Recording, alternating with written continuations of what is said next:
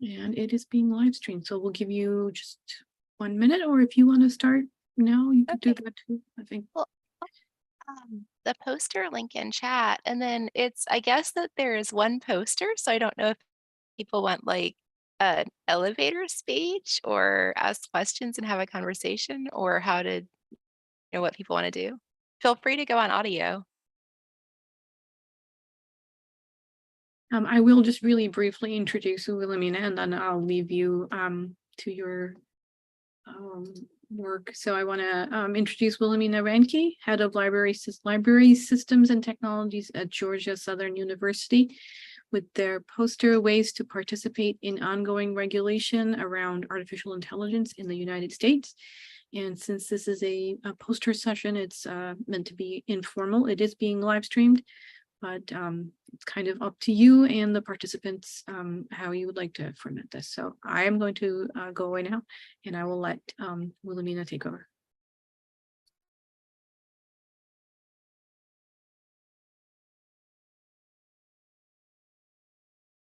Okay, so I put the link in chat. I don't know if people want like elevator speech or want to like ask questions or have a conversation. Um,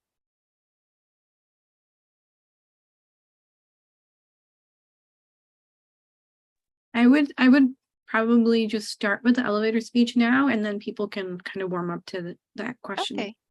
Yeah, so I'll go ahead and do an elevator speech about current artificial intelligence regulation in the US.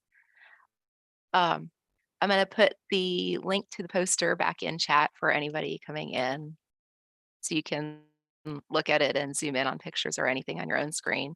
Um, it's a poster about how to participate in current regulation of artificial intelligence in the US. Participation is open to anyone. So in current process, the US government's asking questions, and there's like a website where you can respond to those questions. And people from other countries can also respond, including if you look at filed comments, then that's actually happening. So first off, here's where we're at right now in the US with artificial intelligence. Technology has advanced. There are older laws developed in other contexts, and those still apply to new technology. Up until now, there hasn't been a comprehensive policy approach to artificial intelligence in the US, and there still isn't. Um, right now, the US government is developing a policy approach to regulating artificial intelligence. In 2016, there was a federal government committee. It released a report with 7 recommended strategies for the US to approach artificial intelligence. The recommendations were to study and define policy in 7 key areas. So it wasn't like, here's what the policy should be. Instead, it was, here are 7 key areas where there needs to be a policy that's made. One of those was to understand and address the ethical, legal, and societal implications of artificial intelligence. And that's kind of where I think maybe there's more opportunity for libraries, archives, and museums to participate, because when we've seen problems with algorithms applied to people's lives and that leading to problems, so like discrimination. So maybe like algorithm looks at a lot of existing data, sees women get promoted more frequently, and it's like, okay, only promote women because that's what we're seeing as a sign of success. A lot of that collapses into data errors, and the linked data community and institutions publishing online and working with data have the background to understand some of the data issues. Meanwhile, in the US right now, the federal government is in the process of regulating artificial intelligence. So in January 2020, a law passed, the National Artificial Intelligence Initiative Act, that funds activity for the federal government from 2020 to 2025 to develop a policy approach to regulating artificial intelligence. So it's in a planning phase that's funded. So it's actually happening. There's funding for it. And it is big picture planning where the kinds of questions that are being asked are broad.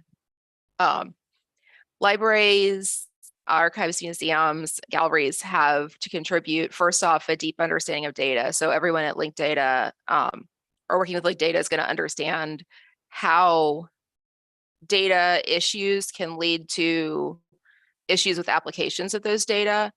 And also the community of libraries, archives, museums is more oriented around public participation and public good. Right now, artificial intelligence, the cycles, for example, to train ChatGPT, just in electricity, a cycle to train it might take $10 million and might be run on specialized hardware that can cost even like $500 million. All of the training information is currently like trade secret. But based on estimates, it's really, really expensive to do this. OpenAI, which runs ChatGPT, is funded by Microsoft, and Microsoft has a market cap, so an available amount of like funding and assets it holds that is 6 times as big as Walmart. Those companies are definitely participating in this process, and they'll definitely just pay someone to monitor their websites and file comments. So having libraries, archives, and museums be able to participate in that process and have the awareness to do it means that there's at least somebody with that deep data understanding who's contributing. So that's what's going on in the US. Then ways to participate. There are 2 websites with federal government participation. One is federalregulations.gov. That has anything that is actually published by the government. So it will have a government statement saying like, here are issues, we want public comment about those issues. Regulations.gov has the ongoing process, including the comments. So you can see other people's comments, you can see your own comment.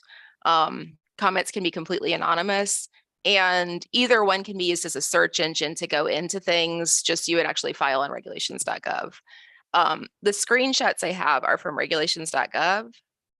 So the government has 2 ways that it'll solicit input from the public. One is to have open meetings that you can show up to virtually. I don't think it's been like an in-person requirement for a long, long time. And you can ask questions. Then the government will also have written requests for comment. I have some of them linked here, and especially these 2, they're really, really broad questions. So it'll say like, what are the privacy implications of artificial intelligence?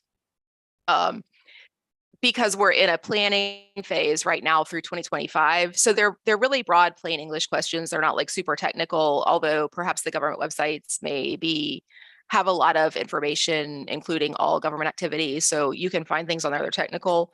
The artificial intelligence activity is still pretty broad.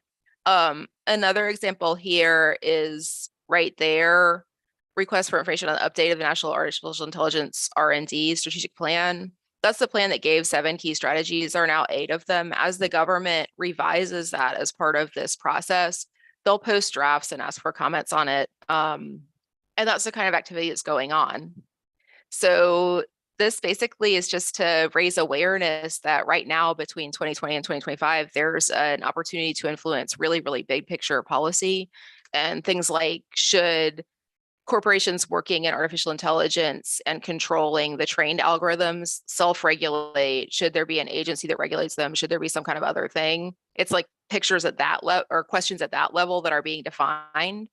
And that right now it's possible to give comments and feedback to just plain English questions about how to, how these things should be approached, and to share information that personally from your work about how data works and how data quality influences decisions.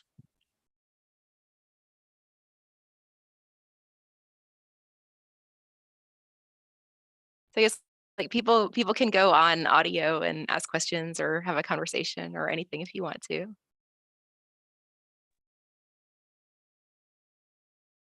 Hi, Wilhelmina. This is Dorothea.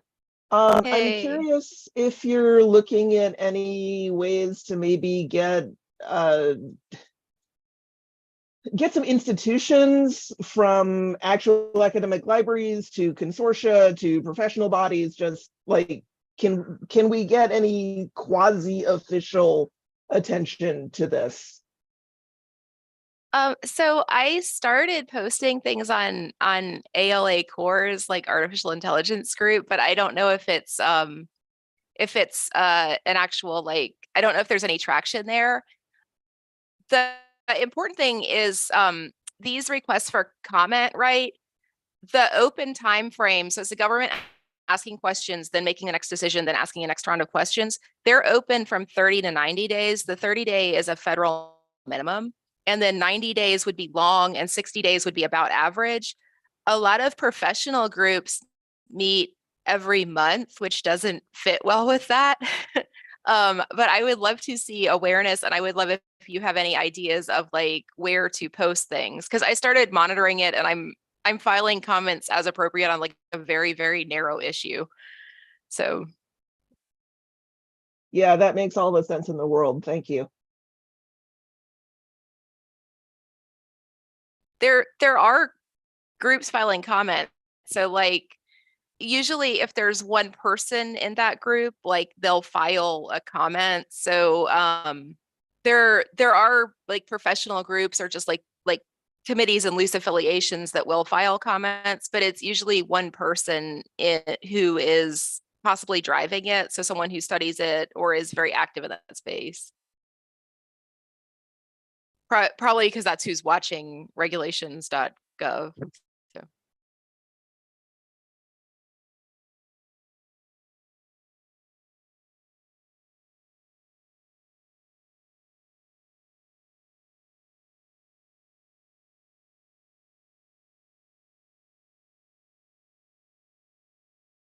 So other like questions or kind of like things people are curious about?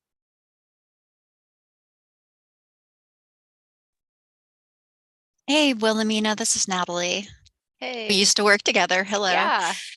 Um, yeah, I was just wondering how influential you think the input would be.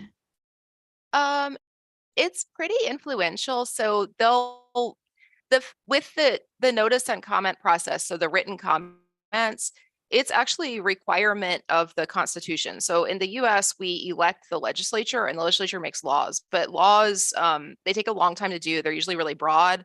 A law, for example, might say, don't pollute with lead, but it's not probably going to say how many parts per million. An agency will define that. Because right now, this law right here is saying agencies make recommendations, and it's being coordinated through one of those agencies. Those agency employees are not elected. So in a democracy, they're required to have public participation. And if you file a comment, which you can do anonymously, they're required to have an employee read it. And they're required to write a written response. The written response might not be this person, this name, or this anonymous comment number, whatever said this. It can say 15 people raised this issue and this is the government's response to this issue, but they're actually required to consider everything that is filed, including they have to pay someone to read it. It's like an actual person, and then it's usually low-level person who collates them and sends them up, and they'll get addressed by usually the general counsel's office everyone will read and do the summary of what comments came in and the agency's response. So it can have an impact. All right, thank you.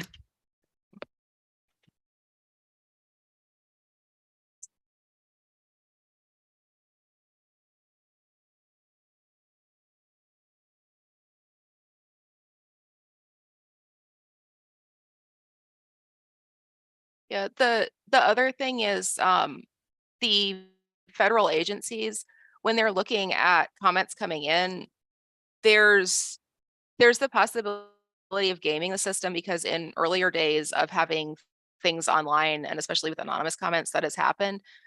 But they do kind of consider if 15 comments were filed saying this, or if 100 comments were filed saying this, that has an impact. And for most of these, the total number of comments being filed, maybe on an average notice and comment, would be less than 100. In these cases, these are coming in between like 500 and 2,000. So there's a lot of interest in the area. But there's a chance to have an impact. And sometimes if it's a very niche area or very specific question, there might be just a very few comments to where like your comment is read at a higher level.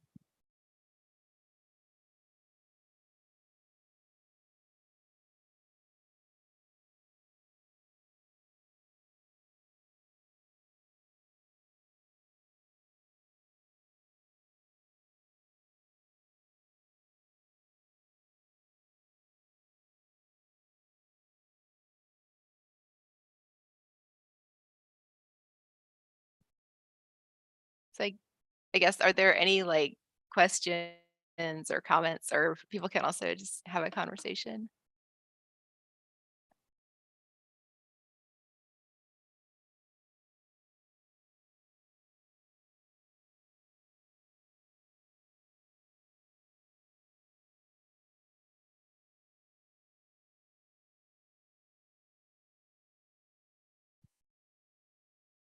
I've got a question. Maybe you covered this a little bit already, but do you have a sense of how long these processes last? So there are these requests for information, and let's say someone participates, or various people from the library community and the link data community participate and provide their suggestions.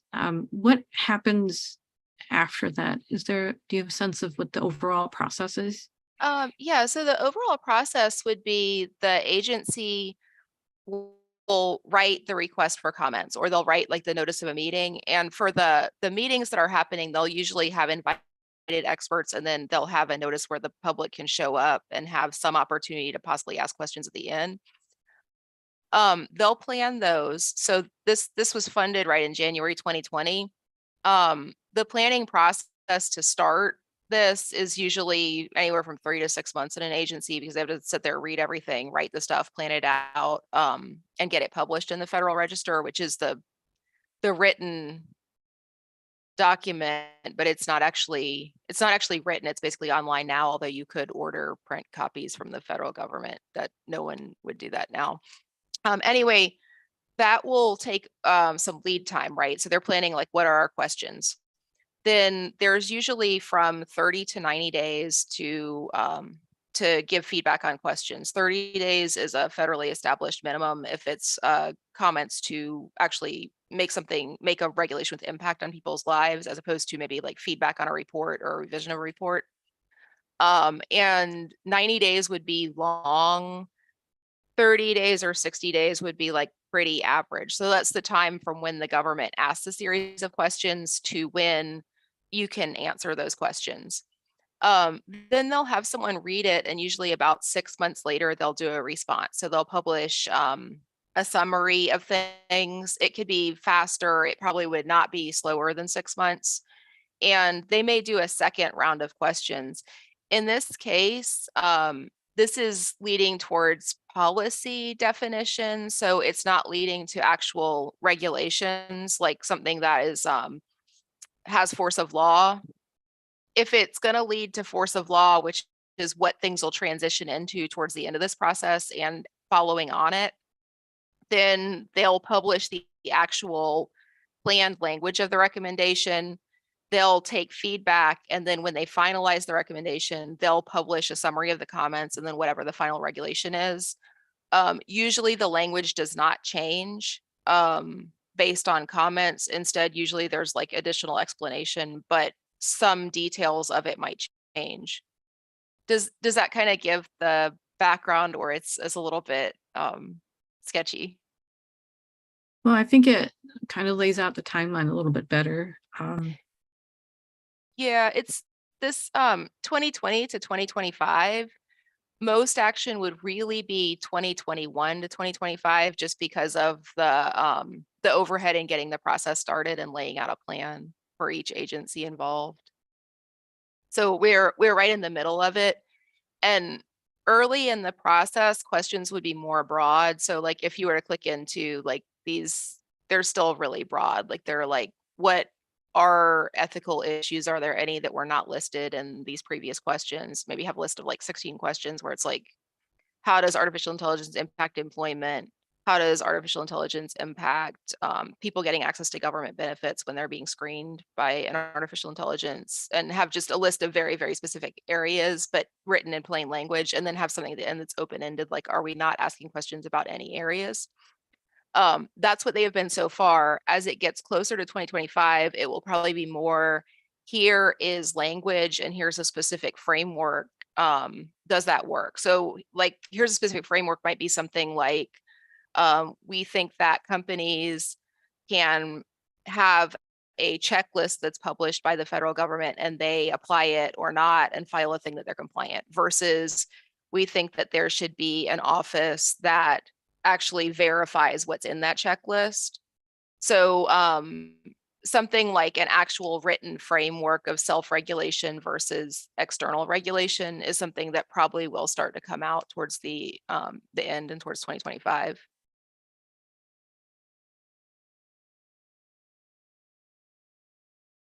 Thank you.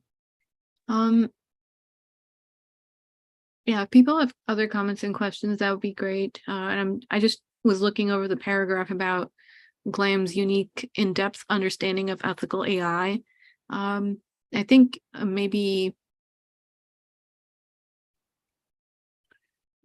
a question I have for you, Wilhelmina, is, the poster is talking about how individual people or groups might be able to participate. Do you think, do you have any suggestions or ideas if somebody wanted to do that? Would it be better for them to maybe get in touch with you first, or to, how would be a good process for them to start doing Okay. this?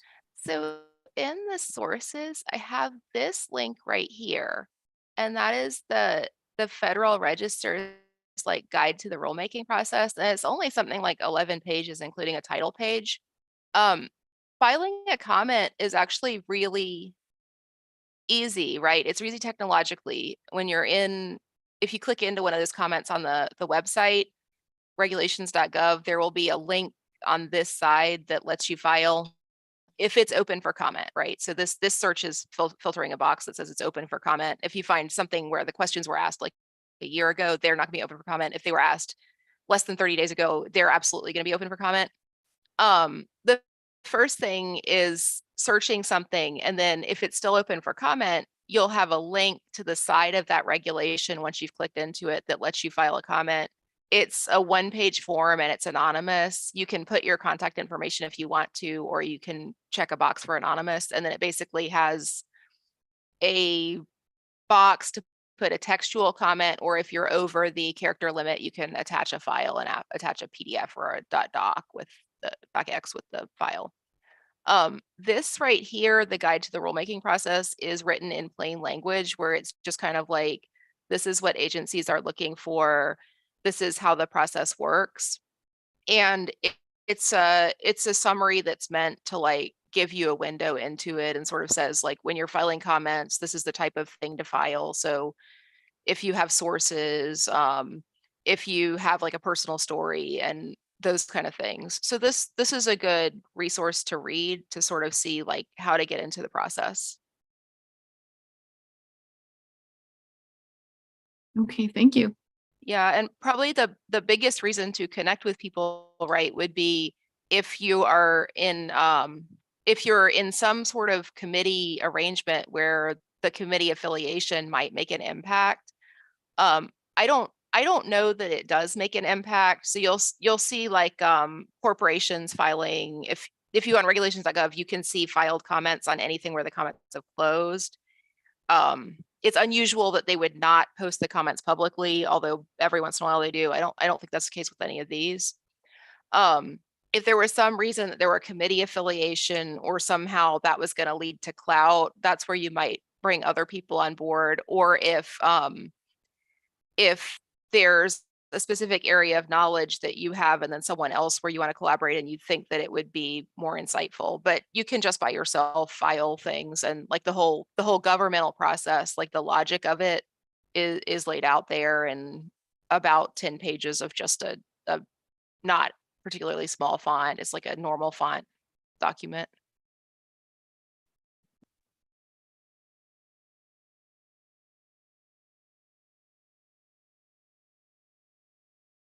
So I had one other question for you, and it's completely outside the scope of this, but do you happen to know internationally how this is being addressed? Or any other areas that are doing something similar? Yeah, so a good place to look for that is this one right here, request for comment on AI accountability policy. It has a list of like 23 questions or however many questions, but then it has an intro to that where it summarizes international activity. And The other thing is kind of like the unspoken political dynamic of things is that what large companies that work in the space are doing. So once again, Microsoft is funding OpenAI and basically controls ChatGPT. And Microsoft has a market cap, so available assets that is more than 6 times as big as Walmart. What they're doing is they seem to be saying, oh, well, China does not regulate and we must compete with China. So that is something that you'll see a lot of, and you'll see coming down to just regular people, them parroting that, because that's a very easy thing to sort of like grasp, right? Is like, oh, we're going to compete. One of the 7 key strategies, not the one about ethics, is about how to do international competition. And the 2 sort of like soundbite things that are not in the weeds is, well, here is another country, Russia and China, and they are not regulating it, which I don't believe to be true, but that's the soundbite, right? And so we must not regulate because we have to compete. The other is something about, what makes the US unique, right, is certain things about ethics and having regulation. So like in the US, like we regulate food safety, and places that don't do that have actually later modeled their regulations after it. So those are kind of the 2 sound bites. Then for examples of other actual regulations in the intro to this, there's a section on that. That's good. Thank you.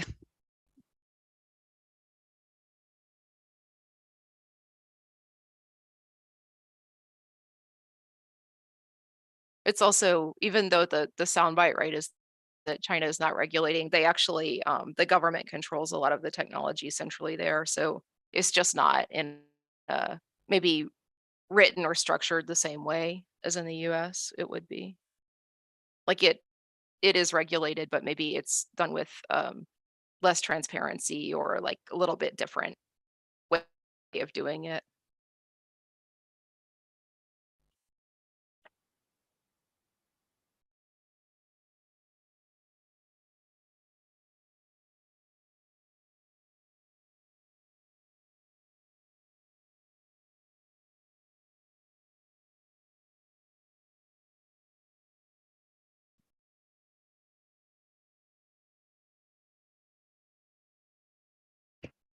This is very impressive.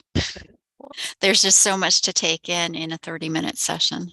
Yeah, it shouldn't be though overwhelming, right? So when I actually like this one right here is a really good, like, very concise overview of like the legal stuff, right? So like how agencies get comment from the public. And then other things, right? They're like jumping off points, but they're not necessarily something to read. It's just kind of like jumping off points. Like, for example, data problems and AI bias is a bottomless pit. But then having examples is how you show this isn't actually an issue, because if you don't have examples and you don't document, people say, oh, that's not actually true. So this is probably, for someone coming from the data background, like the best place to just kind of like, okay, there's the governmental stuff, and then this is how I can search governmental stuff. And it's kind of a bummer, because I think if you search right now, there's actually nothing that's broad that's open for comment, because like this one closed like last week or something like that. So Thanks again.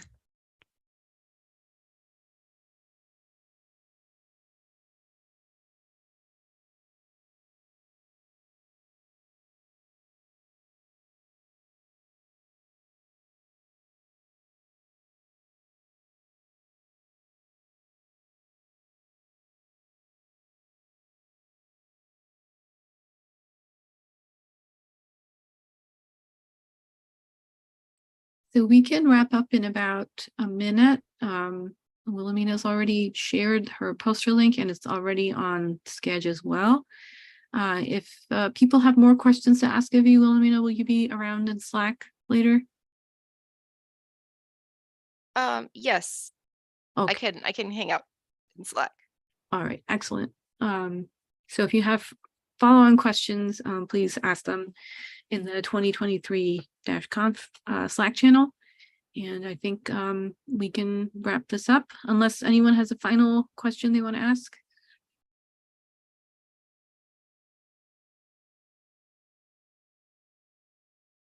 Okay, all right. Well, thank you so much, Wilhelmina, for sharing your work with us and your poster and explaining the information there. And we will get back to the rest of the conference now. Thank you so much. Thank you so much for coming.